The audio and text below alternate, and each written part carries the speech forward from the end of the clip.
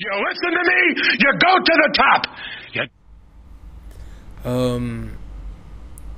I just got, I was just checking my Twitter, which I don't do often, and I noticed that a lot of people have been saying, like, Bobby Heenan was a great, one of the greatest announcers of all time, and he was one of the greatest and stuff like that. And I'm like, wait a minute, what's going on? And usually whenever I see a certain celebrity being mentioned way too much, it's like a celebrity that's not been mentioned for a while, and then out of nowhere they tend to mention him more, I'm like, okay, what the fuck just happened? So I checked Wikipedia, I checked a little bit here and there just to make sure, and Bobby Heenan just passed away, and it happened, I believe, yesterday, and he died in his home in Florida, and age 73. And I want to say, like, to me, I want to say, like, oh, it was he died way too soon and stuff like that, but I know that he must have been in so much pain, and this was like his relief, when he basically was he finally passed away. And he's been battling throat cancer for many, many years. I would say like close to 16 years. And it's saddening just thinking about it, because, we've lost a lot of people in the past 2 years alone. I don't know what happened, like in 2014, 2015, and 16, and now it's just like a string of deaths. And I don't know, like, I want to say it's completely, I want to say it's like really saddening. It's a dark time in our lives to just, seeing people die off left and right. But at the same time, I rather look at it in a more lightly manner, and seeing that he has passed away. And I do think that WWE need to have a tribute, a tribute night for Heenan. Just completely, like the next this episode of Raw that's coming up, tomorrow night.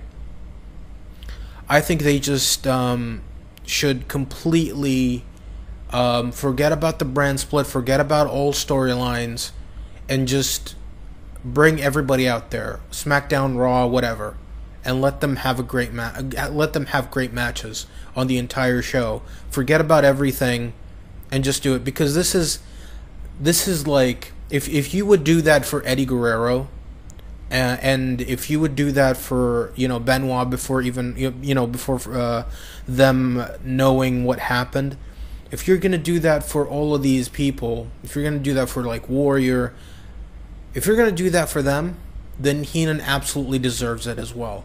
He deserves that kind of, especially since he's completely been forgotten for many years. Like, after he got inducted into the Hall of Fame back in 2004, we didn't get to see him. We didn't get to see anything from Heenan. Sure, we got a DVD that same year, but then afterwards there was nothing.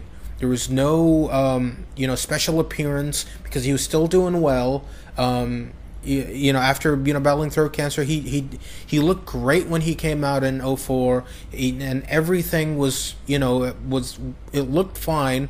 And I think that he would have been able, I think it would have brought a smile to his face. It would have really made everybody happy just looking at him, and just understanding just how important he was, not only to the WWE, but to the entire wrestling business. And even now, now that he's been away from TV for many, many years, he's still been an important figure. And it's just, I just think, yeah, they need to have like a tribute night, not just on Raw, but also do it on SmackDown. Like just have tribute days, for Heenan, because he absolutely deserves it.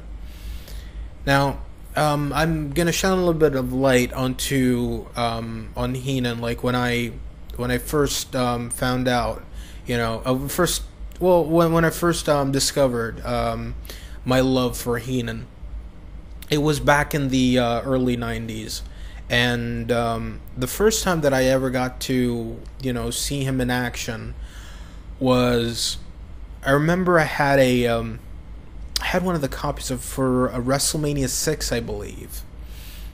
Yeah, I do think it was WrestleMania 6. That was like one of the earliest manias that I've ever had, and I remember he always hated Hogan. And I don't know if that's if there's a little bit of truth to that, but I do remember that he always hated Hogan. Even in WCW, when Hogan was part of the NWO, he still hated Hogan. He never. And the thing was, Heenan never turned babyface, but he always hated Hogan. Like he was the only guy that we would hate, whether he was a babyface or a heel. And I used to be a big fan of the Heenan family. And despite the fact that they're a heel faction, I still loved them, because I was like, fuck, you got Andre the Giant, you got Haku. And I liked Haku, I really did. And I thought that he had potential. And I was like, why isn't, Andre WWF champion? Because I never really liked Hogan. As a kid, I did start to appreciate him later on. And now he's one of my, all-time favorites, but it's not like, he's in the top 5. He's maybe in the top 10, maybe. But like, I remember as a kid, whenever Hogan would face anybody, my mom was a big fan of Hogan, and I'd be a fan of whoever he's facing. I'm like, let's go, jobber. And I remember Heenan was hating on Hogan, and I was like, you know what? I'm on Heenan's side a little bit. I'm on the side of Jesse the Body Ventura a little bit. And I remember like all the funny skits that would happen in like the at Primetime Wrestling. I never got to see the Bobby Heenan show, and for God's sakes, Bobby Heenan deserved to have a talk show, and he really deserved to cross over from wrestling to movies. But I do believe that his love for wrestling really held him back from becoming a bigger star outside of wrestling, because he had a magnificent sense of humor. He had great timing, and he can, I can imagine him like being in a buddy cop movie or something like that, where he's like a bumbling idiot or something like that. It's just, I don't know. I always thought that he had the chops to make it in Hollywood. But for some reason, I know what the reason was. He absolutely felt like he owed wrestling his ever dying devotion, and he would stick with wrestling no matter what. And I just, I do miss the old Heenan, but I still got a lot to watch, from his old AWA days, and a lot of people have told me like that's like was what like his time in the AWA were like hidden gems, and I totally believe that, because anything that has to do with Heenan that you've never seen before is a hidden gem. Then afterwards he went to WCW, and I didn't get to see him, and then I became a big fan of Jerry Lawler. And even looking back on Raw episodes, or old WWF shows, and hearing like Jerry Lawler's commentary, there is always like a big part of his commentary that must have been influenced by Bobby Heenan. I guarantee if you would ask Jerry Lawler like who was one of your biggest inspirations in commentary, and he would absolutely say Bobby Heenan. I have no no doubt that Lawler would say something like that. Then when he went to WCW, I became a big fan of Jerry Lawler. But then I got to see WCW for the first time in like '98 and '97. I do believe it was '97. It was before Mania 14. And I remember going to the video store and I got to see like a few of the VHS tapes, and I saw Hogan. I was like, wait a minute, Hogan. When did he have like the beard, and when did he kind of look cool with the black and the lightning bolt on his on his trunks and all of that. It just what, I'm gonna check it out. And I was like, here's my money, I'm gonna rent this tape. So I went home, checked it out. I believe it was uncensored '97, and I saw it, and I heard Bobby Heenan, on commentary. I actually, the first thing that I remember, when the show would start, would be like the commentary team would be, in front of the camera, and then they would, say like what they would pretty much, tell you the entire card that's gonna happen, in a short while.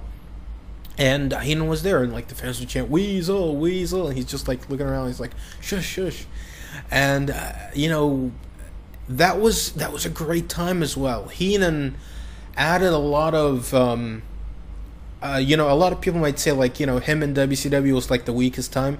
No, I don't think so. Like I do think that I like seeing Heenan in WCW really was another. It felt like it reinvigorated his career, because I do remember back in '92 and '93.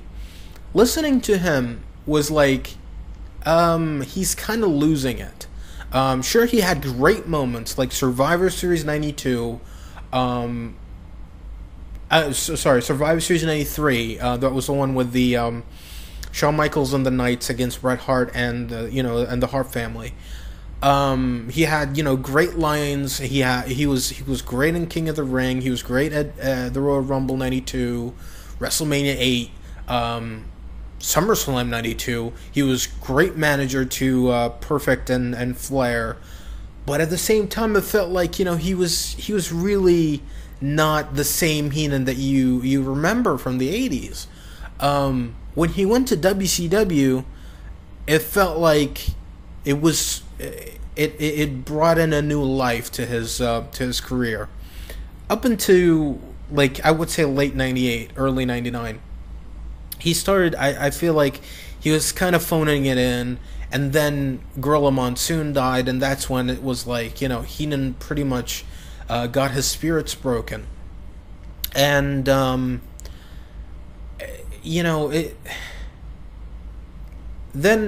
afterwards he spent like a little time in, I remember there was like a women's federation, an all-female federation, where, Heenan did commentary for them, and they didn't last long. I think it was, I don't know, it might have been Wrestlicious. It could have been that. It could have been that, I'm not sure. But Heenan, I remember Heenan was part of commentary there, and it felt like, he was again, it felt like, it felt like a family reunion where it's like, oh, Uncle Tom or whatever, I haven't seen you in a long time, and that uncle that you loved as a kid, and then you haven't seen him for years, and then you'd see him again, and you're like, all the memories would rush back. And he felt like he was enjoying himself, and then he got inducted into the Hall of Fame, and had, I would say it was the best induction speech that any legend has ever had in a Hall of Fame. and because you saw the glimmer in his eyes, and you saw the life that he brought to the room, and the just such an upbeat person, and I didn't get to appreciate him enough until I got to see the DVD, and I got to see like his upbringing and everything, and how such a not just a great talent he was, but an amazing person that he was. Sure, there were moments where it was like, I do believe that because he was part of that hit job on the Warrior back in I do believe it was 2005, where the DVD came out, the self-destruction of the Ultimate Warrior, where they were doing nothing but throwing jabs at him, and Warrior was and Heenan was one of them that threw jabs at Warrior, but at the same time you kind of look at the track record that Warrior had. It's like, yeah, you know what, he kind of deserved it. Even though that I was a big fan of the Warrior when I was younger. So, in conclusion, I just want to say that rest in peace, Bobby Heenan, one of the best color commentators to ever put on a headset and be in front of the mic. One of the best managers to ever be in wrestling, or any sport for that matter.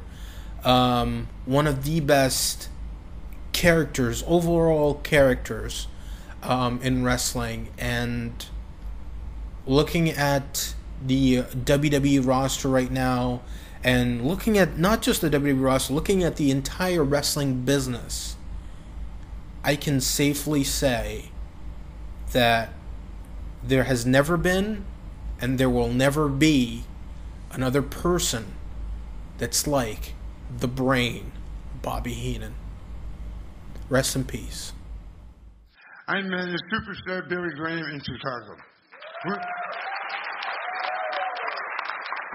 And one night, Ivan Putski slammed me on top of you, and you had so many bumps on your body, it hurt my back for a month. And I managed Harley Race in 1968. When I found out I was going to be here tonight to be inducted with Harley, knowing Harley, I thought we were going to be indicted.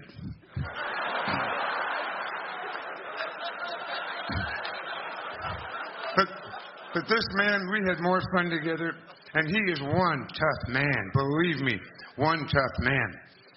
The things he's been through in life, 6 or 7, how many times world champion? Harry, wake up and I'll throw dirt on you. 8 times heavyweight champion of the world. Excellent. Then I managed Bob Remus. As we went down the back roads in Peoria, just laughing, knowing our wives would never believe we were riding with 4 fat girls, taking us to the airport so we could save $20. He says to me, if this car flips and we're dead, they're never going to believe us. One thing, my last night tonight, what are you going to do? I'll extend my hand here. Have a nice life, buddy. By the way, April Fool's. Oh. Jeez, man, we'll see you here in 2 weeks. WCW.